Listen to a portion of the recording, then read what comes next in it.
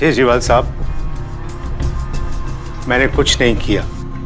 कम से कम आप तो मेरा विश्वास कीजिए, आपके यहाँ 25 साल काम किया है। मैं बेकसूर हूँ।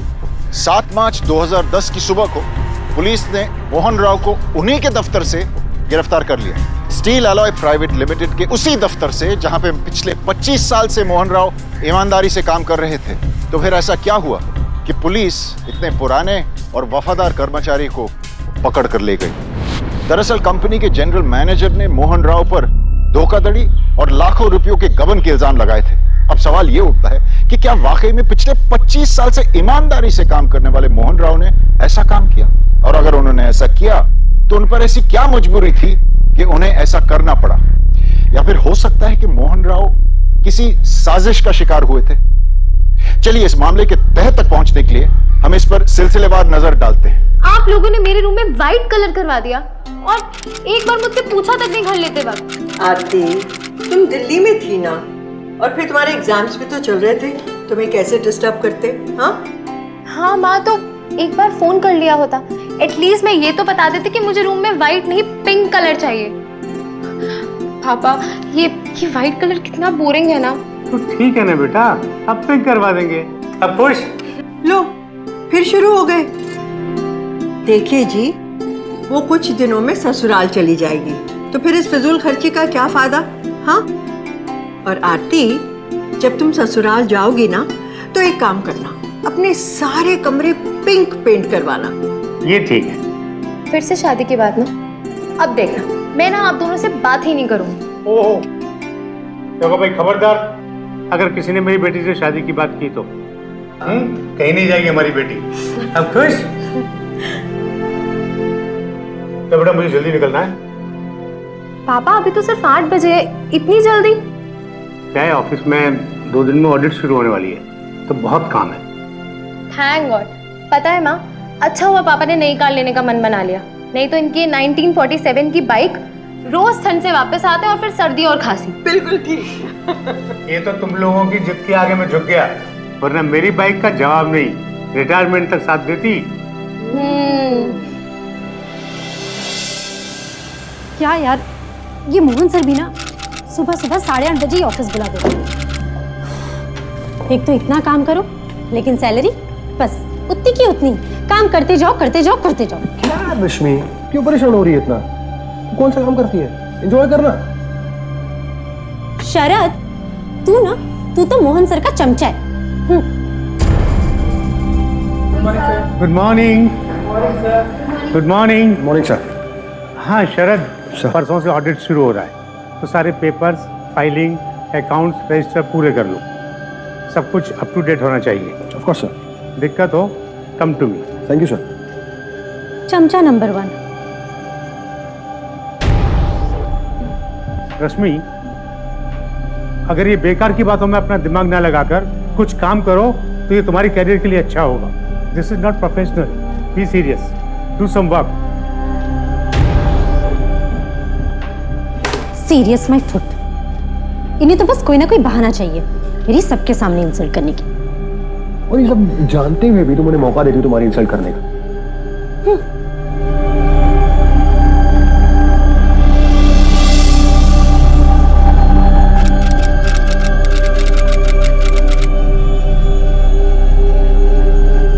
पापा, इतनी देर तक काम? हद होती है काम करने की। अरे बस थोड़ा सा काम। टाइम ज्यादा हो रहा है, आप और काम नहीं करेंगे। और देखिए, आपकी तबीयत भी खराब है। बेटा मेरी बात सुन, कल से ऑफिस में ऑडिट चालू है और ये काम मेरे सबऑर्डिनेट्स ने किया है। उसमें कई लोग ऐसे हैं जो ये काम पहली बार कर रहे हैं, कहीं कोई गलती ना रह जाए, कोई चेक कर रहा हूँ। अच्छा एक बात बताइए, अगर सारा काम आपको खुद ही करना है तो वो लोग किस लिए बैठे हैं? पापा नहीं, अब आप और ज्यादा काम नहीं करेंगे, जो भी करना है सुबह करेंगे। चलिए खड़े होइए। अच्छा बाबा, ठीक। मेरी झांसी की रानी, तेरी बात तो माननी ही पड़ेगी। Okay, good night. Good night. Sharad, ये कल जो सामान आया था उसका पेमेंट के लिए फोन आ रहा है। थैंक्स। रश्मि, ये वाउचर्स मोहन सर से अप्रूव करवा के चेक पे साइन करवा लो। सेल्फ चेक, क्योंकि कैश विड्रॉ करने में लगेगा। ठीक है, और जो बिल्स होंगे वो फोल्डर में डाल देना। रश्मि, हाँ चेक पे साइन करवाना है। दो।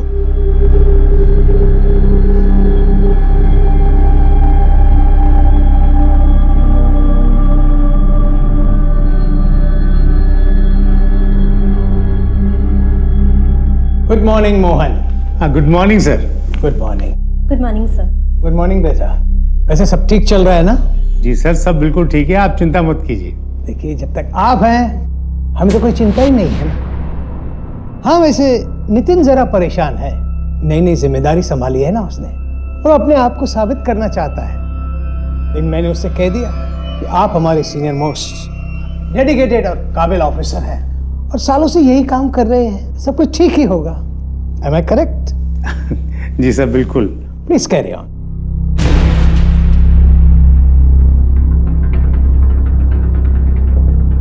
प्रकाश, ये सारी फाइलें हैं, पिछले साल का पूरा रिकॉर्ड। और कुछ चाहिए होगा तो बताना। श्योर। ओके। हर कंपनी साल में कम से कम एक बार अपने अकाउंट्स का जांच करवाती है, जिसे कि ऑडिट कहा जाता है। ऑडिट से की उस कंपनी के खातों को देखकर वहां हुए सारे लेन देन, उधार, नगद वगैरह का पता चलता है। क्या शरद, सारे बिल्स तो ऑर्डर में ही हैं, फिर ये लोग बिल्स बीच बीच में से क्यों निकाल रहे हैं? यार ये लोग ऐसे ही करते हैं, कोई भी बिल रैंडम चेक कर लेते हैं, कोई प्रॉब्लम नहीं है। तो फिर हमसे इतनी मेहनत और ओवरटाइम क्यों करवाया? स्टील अलॉय प्राइवेट लिमिटेड में उस दिन चीफ ऑडिटर मिस्टर प्रकाश की देखरेख में उनके असिस्टेंट ऑडिट कर रहे थे। सब ठीक चल रहा था। ऑडिट की प्रक्रिया बस खत्म ही होने वाली थी कि सीनियर ऑडिटर प्रकाश कुमार के हाथ में एक फाइल आई और सबसे नीचे रखी हुई वो फाइल को देखकर अचानक प्रकाश कुमार के मन में सवाल उठने लगे। क्यों, सब ठीक है ना प्रकाश? ये ऑफिस फर्नीचर के कुछ बिल्स हैं, ये किस लिए? हाँ, ये नितिन सर के नए कॉन्फ्रेंस रूम के लिए कोई फर्नीचर आया था। टोटल कितने कॉन्फ्रेंस रूम बने? बस एक। सिर्फ एक कॉन्फ्रेंस रूम के फर्नीचर के फिर दो बिल्स क्यों हैं? 2 bill? I am not sure. लो, मैं चेक कर लेता हूँ। नहीं, इट्स ऑल राइट, हम चेक कर लेंगे, डोंट वरी। बस यही पूछना। ओके। तो जरा मैच करना था इससे तो।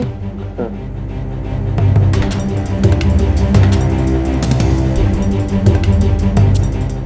मुझे तो कुछ गड़बड़ लग रहा है, बहुत डिस्क्रिपेंसी है। लेकिन हाँ, इस बारे में तुम दोनों में से कोई किसी से कोई बात नहीं करेगा। ठीक है? जीएम साहब से मिलना पड़ेगा मुझे।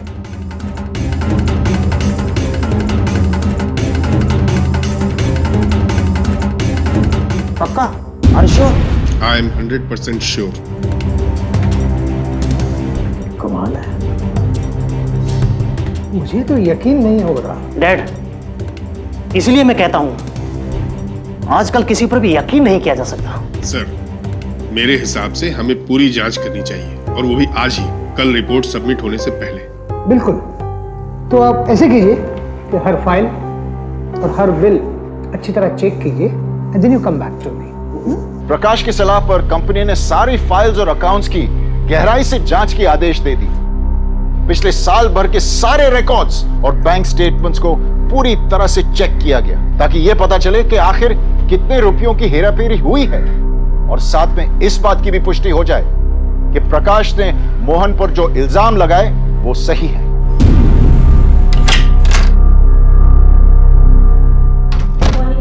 Morning. Good morning sir. Morning. Salim, Sharad और रश्मि कहाँ हैं? सर वो लोग कॉन्फ्रेंस रूम में गए, बोर्ड मेंबर्स आए हुए हैं। Board members? Yes sir. क्या हुआ शरद, क्या हुआ? सर आपको एमडी साहब ने कॉन्फ्रेंस रूम में बुलाया है। एमडी साहब ने? जी।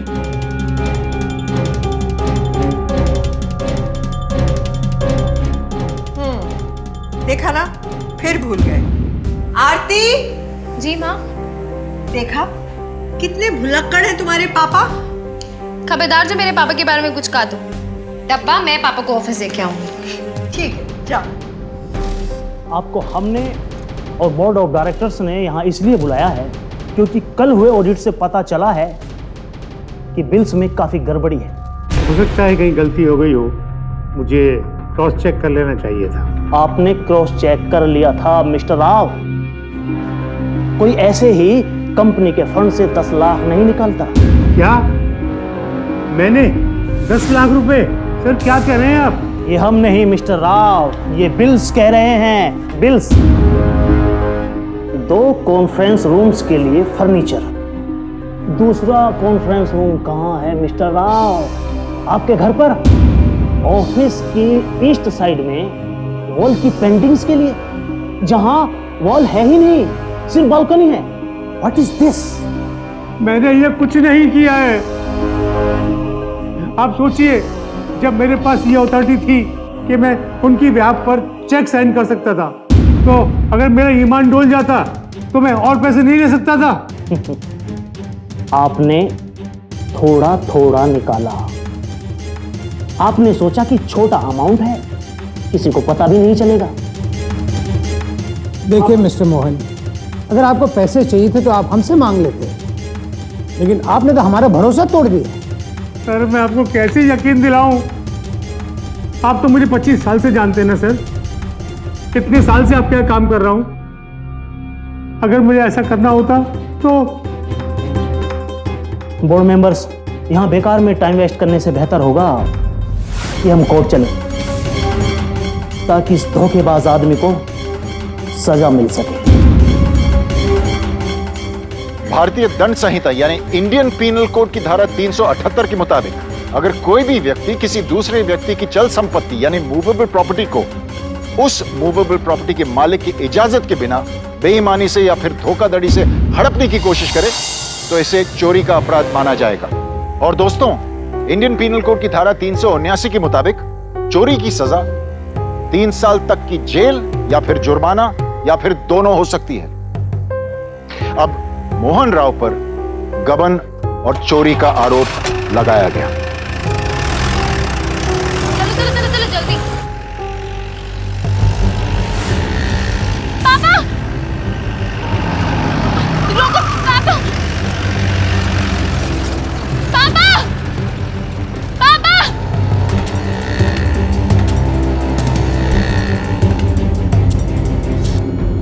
मोहन सर, कभी सोचा भी नहीं था। मुझे भी यकीन नहीं हो रहा। शरद! शरद, वो पापा को क्या हुआ? उनको पुलिस क्यों लेकर गई है? रिलैक्स, शांत हो जाओ। शांत हो जाओ। पापा को पुलिस लेकर गई और तुम मुझे कह रहे हो कि मैं शांत हो जाऊं? काम करो मेरे साथ, चलो मैं तुम्हें सब बता रहा हूँ। लेकिन बता रहा हूँ मैं।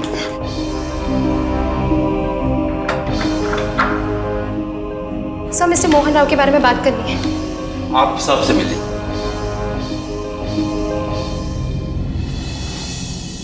सर, मैं आरती राव। मिस्टर मोहन राव मेरे फादर हैं। सर, वो पिछले कई सालों से उस कंपनी में काम कर रहे हैं। देखिए मिस आरती, ये सब बातें मुझे बताने से कुछ नहीं होने वाला है। हमारे सीनियर ऑफिसर मिस्टर सक्सेना वो इस केस को हैंडल कर रहे हैं और इस वक्त वो आपके पिताजी से पूछताछ कर रहे हैं। मैं जमानत के एप्लीकेशन के पेपर तैयार करता हूँ और हाँ, मजिस्ट्रेट साहब जो भी बेल अमाउंट तय करेंगे वो आपको जमा करना होगा।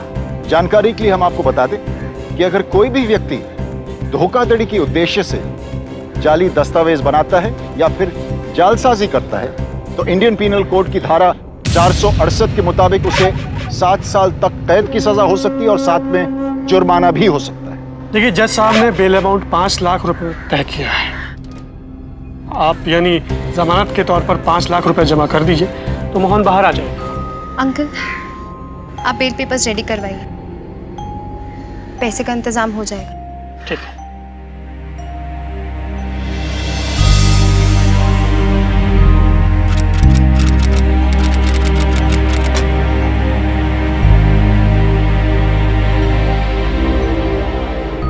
पापा प्लीज मुझ पर भरोसा रखिए, मैं कह रही हूँ ना, सब ठीक हो जाएगा।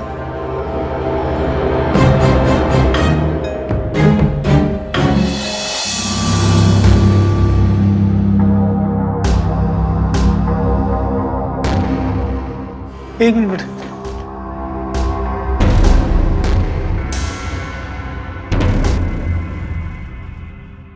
आपको तत्काल बर्खास्त कर दिया गया है। और बोर्ड ने निर्णय लिया है कि आपकी पेंशन और पीएफ भी रोक ली जाए।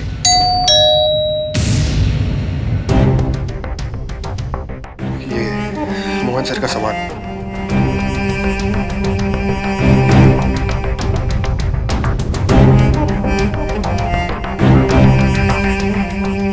उन्होंने मुझे गलत साबित कर दिया,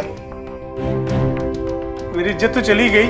मोहन जी, आप हौसला मत हारिए, हम इस केस के तह तक जाएंगे। सर, मुझे पता है बेकसूर है, मुझे आप पे पूरा भरोसा है सर। सिर्फ मुझे नहीं सर, ऑफिस में से कई लोग जो आप पे अब भी भरोसा करते हैं। इतने सालों तक जिस ऑफिस को मैं घर की तरह समझ रहा था, वहां से मुझे इस तरह निकाला गया। मुझे थोड़ी देर अकेला रहने दो प्लीज बेटा। लेकिन पापा, चाहे कुछ भी हो जाए, मैं ये बात प्रूफ करके रहूंगी कि मेरे पापा गलत नहीं है। उन्हें किसी और ने फंसाया है और उसी ने नकली सिग्नेचर्स करके पैसे निकाले। मतलब फेक सिग्नेचर्स किए? हाँ शरद,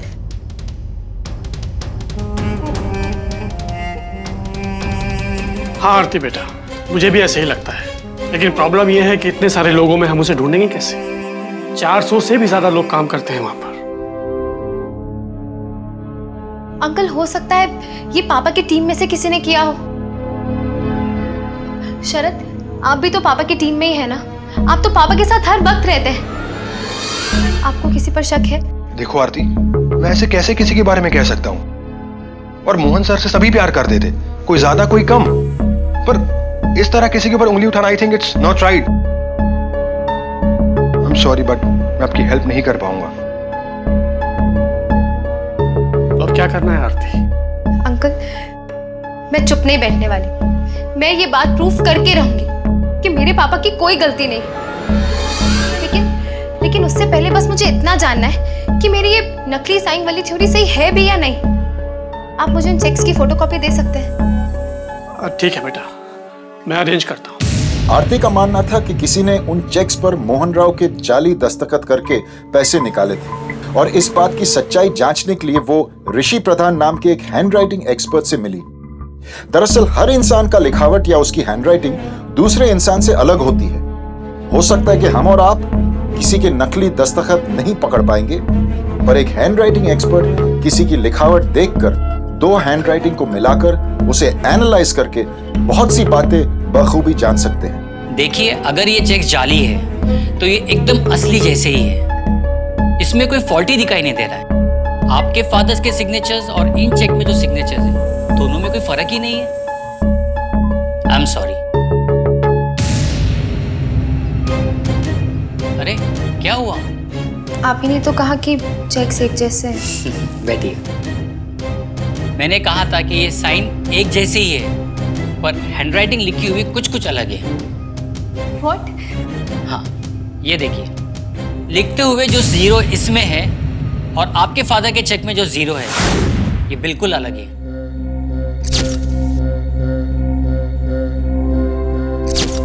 और इसके अंदर जो लिखा हुआ जो K है, वो भी डिफरेंट है।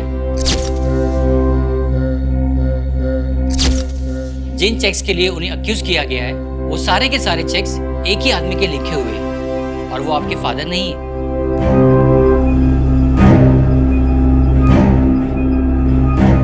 Thank you. तो तुम हमें बताओगे कि हमें क्या करना है, हमें कैसे इन्वेस्टिगेशन करनी है, राइट? सर, मैं तो बस। Sir what? तुम बताओ कि हम ये करेंगे कैसे? उस ऑफिस में आरती 400 लोग काम करते हैं। हम उन 400 लोगों से 0 लिखवाएं और उन 0 को मैच करवा के देखें। देखो, अगर मैं ऐसा करना भी चाहूंगा तो ऐसा करने के लिए कौन सा जज मुझे वो वारंट इशू करेगा? हो सकता है आरती तुम्हारे फादर का कोई साथी हो जिससे कि उस चेक पे लिखवाया गया और बाद में तुम्हारे फादर ने उस पर साइन किया। देखो आरती, तुम्हें बुरा तो लगेगा, लेकिन जितना जल्दी तुम इस बात को समझ लो तुम्हारे लिए बेहतर होगा, क्योंकि तुम्हारे फादर मिस्टर मोहन राव ही गुनहगार है। सर, मेरे पापा गुनहगार नहीं है और मैं ये बात प्रूफ करके रहूंगी। आरती पुलिस को सबूत देना चाहती थी क्योंकि पुलिस सिर्फ सतही तौर पर जांच करके मोहन राव को गुनहगार मान चुकी थी। यस मैम, किसे मिलना है आपको? जी वो शरद से मिलना था। ओके, आप यहाँ पे वेट कीजिए, मैं शरद को बुलवा देती हूँ।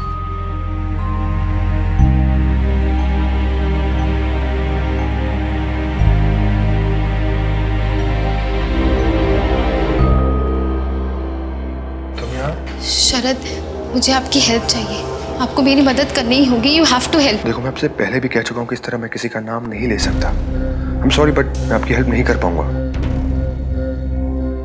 अच्छा ठीक है, आप मुझे एक बात बता सकते हो कि ऑफिस में ऐसा कौन कौन है जो पापा को पसंद नहीं करता? पहले बाप की चमचागिरी और अब बेटी की चमचा number 1। Excuse me, my father is innocent. उनकी कोई गलती नहीं है। यार आई, मैं भी पटियाला की प्रिंसेस हूँ। ये रश्मि ना जब भी मोहन सर के बारे में बोलती है हमेशा बुरा ही बोलती है। पता नहीं क्या क्या चिढ़े उनसे। इतना गुस्सा आता है मुझे इस पे।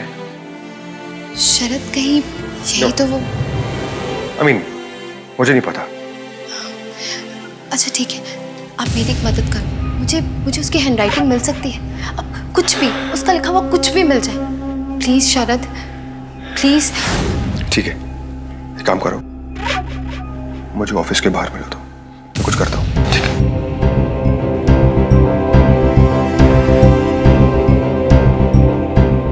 आरती,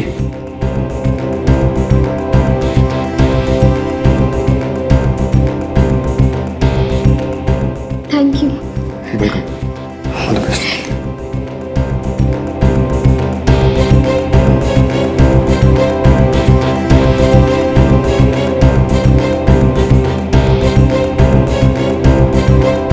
सॉरी, ये भी मैच नहीं कर रहा है।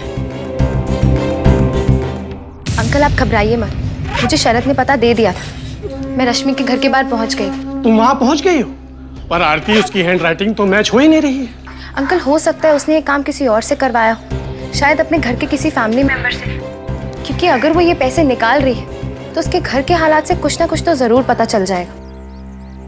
अच्छा अंकल, अभी मैं रखती हूँ, बाय।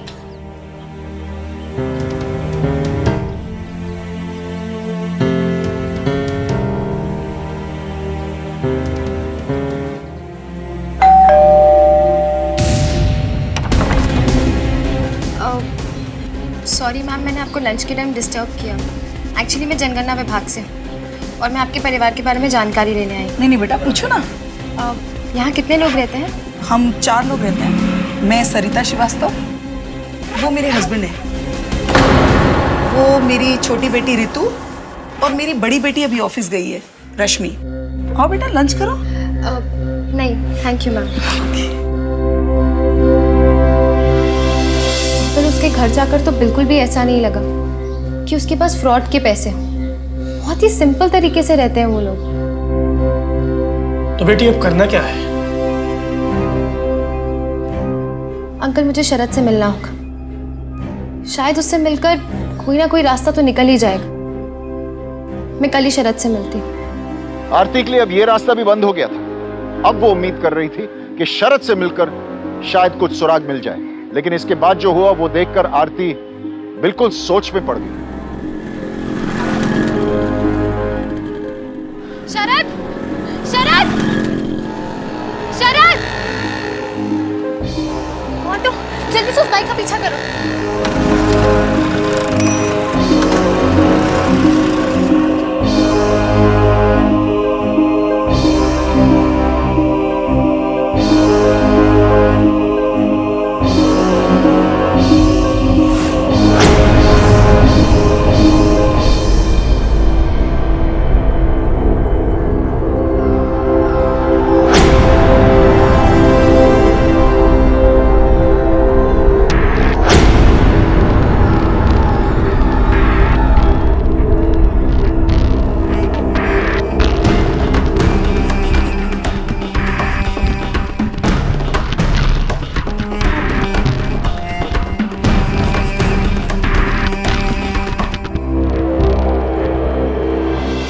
मुझे लगता है कि ये ये काम पक्का शरद ने किया है और ये सारे फ्रॉड उसी ने ही किए। ऐसा भी तो हो सकता है कि वो पैसे किसी और चीज के लिए। इतने सारे पैसे कैश में, वो भी एक लॉटरी टिकट की दुकान में। नहीं अंकल, मुझे लगता है वो लॉटरी और सट्टे के चक्कर में है और इसीलिए उसे पैसों की जरूरत भी रहती होगी। और एक बात, उसके पास पापा के बाद सबसे ज्यादा एक्सेस था, रश्मि से भी ज्यादा। अंकल, मुझे पूरा यकीन है ये फेक सिग्नेचर्स शरद ने ही किए हैं और उसी ने ही पैसे निकाले हैं। अब बस कैसे भी एक बार उसकी हैंडराइटिंग मिल जाए बस।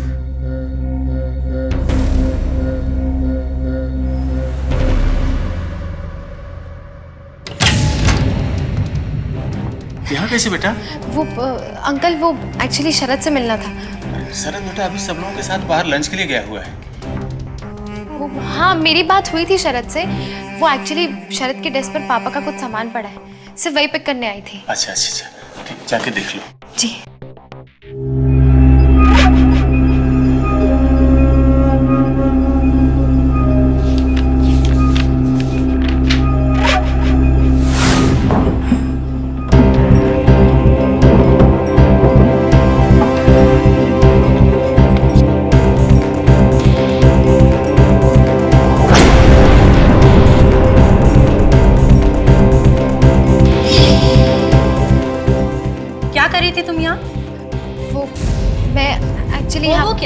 रुको, मैं नितिन सर को बोलती हूँ। अब रश्मि प्लीज मेरी मदद करो, please Rashmi, please help me.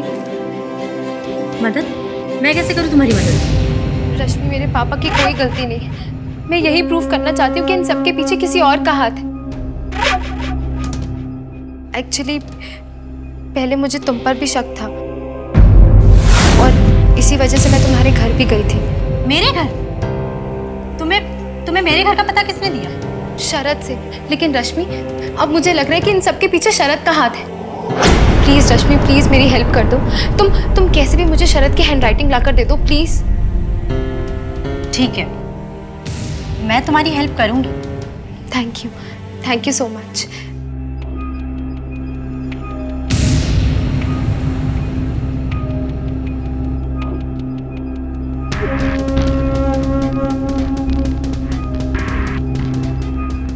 Perfect match.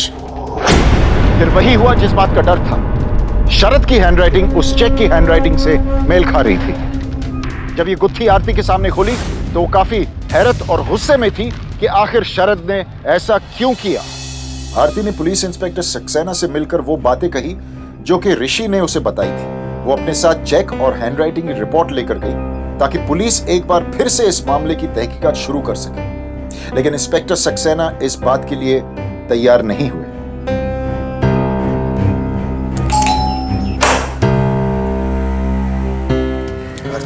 जिस इंसान ने आपको सारा काम सिखाया, जिसने आंख बंद कर कर आप पर विश्वास किया, आपने उसी को इतना बड़ा धोखा दिया। क्या कह रही हैं आप? ज्यादा सीधे मत बनिए। एक मिनट, ये हैंडराइटिंग आप ही की है ना? और यही हैंडराइटिंग उन फॉर्ज चेक पे भी है। ये मेरी हैंडराइटिंग है ही नहीं। एक मिनट, मैं आपको दिखाता हूँ। ये देखिए, ये है मेरी हैंडराइटिंग। और कोई अनपढ़ आदमी भी देख के बोलेगा कि ये दोनों राइटिंग्स अलग अलग हैं। लेकिन फिर वो कैश, वो लॉटरी स्टोर, वो सब क्या था? आप मेरा पीछा कर रही थी। रुकिए, मैं आपको यकीन दिलाता हूँ।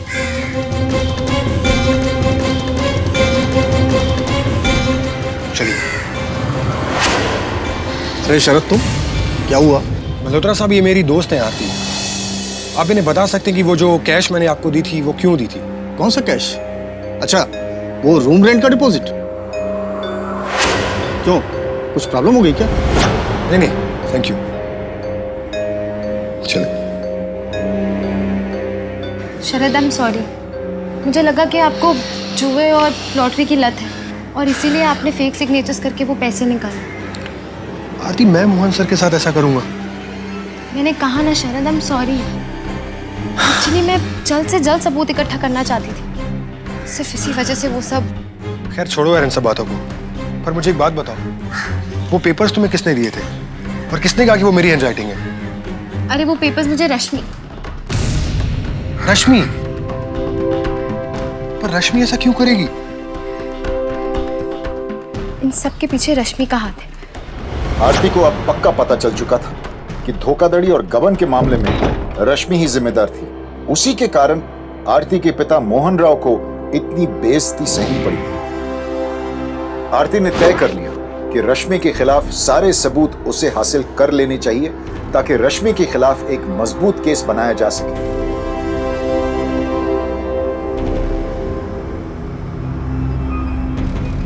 अब क्या करें? देखते हैं ना कहाँ जा रही है।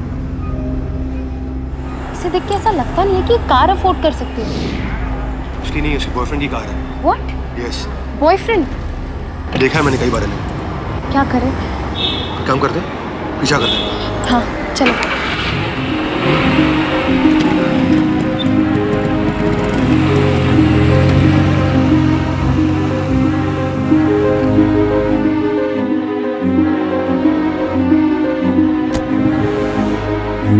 यहाँ क्या कर रही है? ये अंदर अंदर कहाँ जा रही है?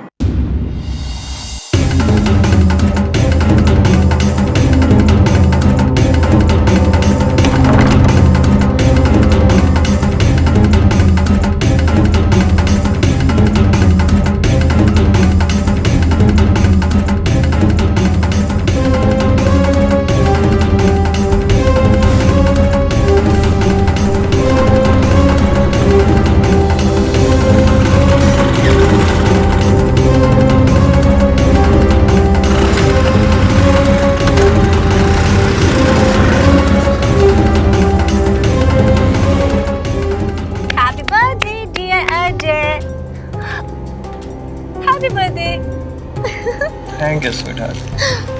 Ajay, this is for you. What? It's just right. खोलो खोलो खोलो. Hey, tablet. Yes. Wow.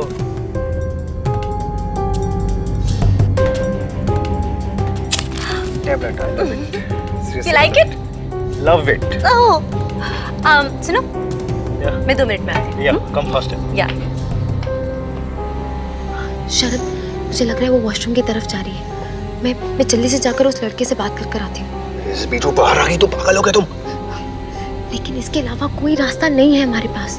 अब आप एक काम करिए, आप उसके पीछे वॉशरूम जाइए और अगर इन केस वो बाहर आती है ना तो उससे बातचीत करके रोक लीजिए। तब तक मैं जाकर उस लड़के से बात करती हूँ।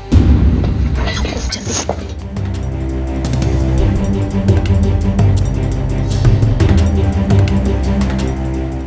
Excuse me. Look, I know आप मुझे नहीं जानते हैं, लेकिन आप मेरी मदद कर सकते हैं। देखिए, आप अच्छे घर के लगते हैं, लेकिन जिस लड़की को आप डेट कर रहे हैं वो लड़की फ्रॉड है। उसी ने मेरे पापा को नौकरी से निकलवाया है और उसकी वजह से ही मेरे पापा पर केस चल रहा है। हे रश्मि, तुम यहाँ? देखिए, आपको अंदाजा भी है आप किसके बारे में बात कर रही हैं और क्या बात कर रही हैं? रश्मि एक बिजनेसमैन की बेटी है। उसके पास खुद इतना पैसा है कि वो ये सब क्यों करेगी। वो जॉब भी इसलिए कर रही है कि अपने डैड को दिखा सके कि वो अपने दम पर भी कुछ कर सकती है। She is an independent girl. Listen, मुझे आपको सुनने में कोई इंटरेस्ट नहीं है। आप जा सकती हैं यहाँ से। देखिए, मैं झूठ नहीं बोल रही हूँ। रश्मि के पास कोई बड़ी गाड़ी नहीं है, उसके पास कोई बड़ा घर नहीं है। वो आनंद नगर चौल में रहती है। मैं आपको कुछ कह नहीं रहा, इसका मतलब कुछ भी बोलती चली आएंगी। तो हम कल मिलते हैं? हाँ, ठीक है। यहाँ तुम्हें टाइम पे पहुँचना है। ऑफिस का भी टाइम पे आना ही नहीं है ना? चलो बाय शरद। प्लीज मेरी बात समझने की कोशिश कीजिए। आप एक बार मेरे साथ चलिए और अगर आपको लगता है इस बात में कोई भी झूठ है तो आप रश्मि को ये सब बता सकते हैं। बहुत समझाने के बाद आखिरकार आरती ने अजय को रश्मि के घर तक आने के लिए मना ही लिया ताकि वो खुद सच्चाई देख सके। पता नहीं मैं तुम पर यकीन करके यहाँ तुम्हारे साथ कैसे आ गया, लेकिन मेरी एक बात कान खोलकर सुन लो तुम।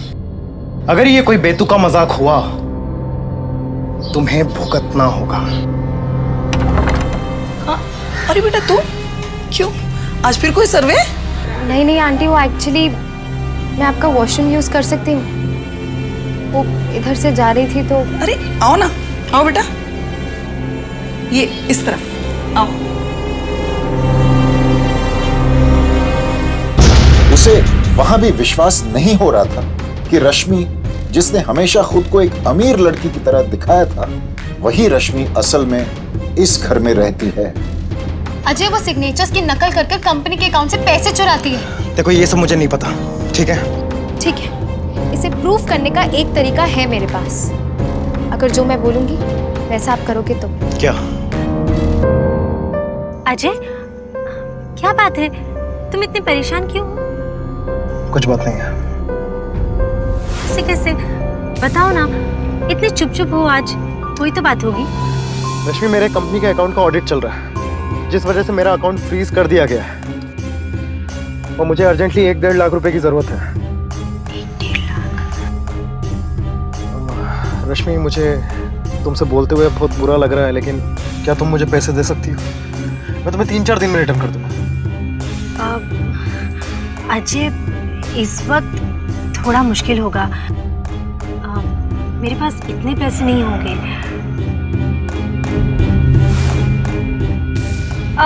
अजय, लेकिन मैं ट्राई करती हूँ ना, मैं कोशिश करती हूँ। मुझे बस थोड़ा टाइम दे दो। हाँ?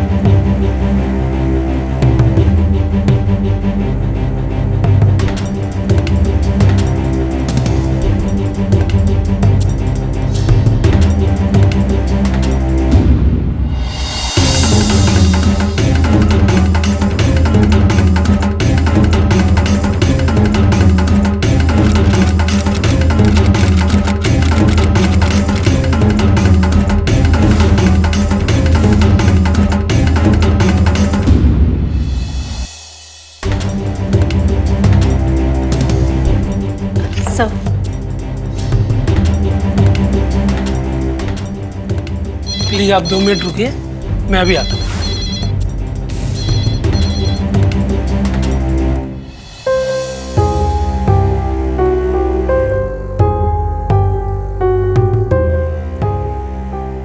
रश्मि श्रीवास्तव,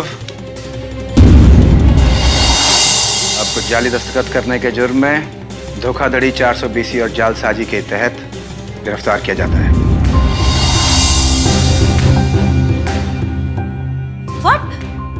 सर, आपको कोई गलतफहमी हुई है। मैंने क्या किया है? अभी पता चल जाएगा।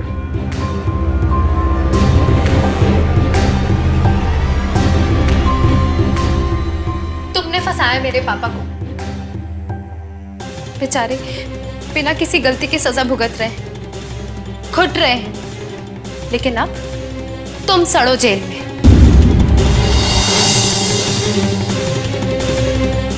चलो।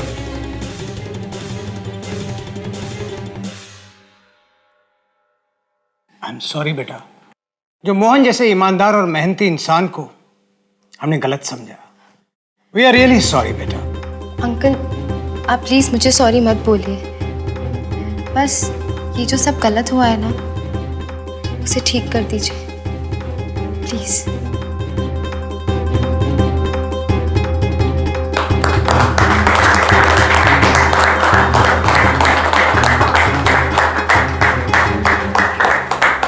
Welcome mister Mohan, welcome. आखिरकार आरती ने अपने पिता मोहन राव को न्याय दिलवाया।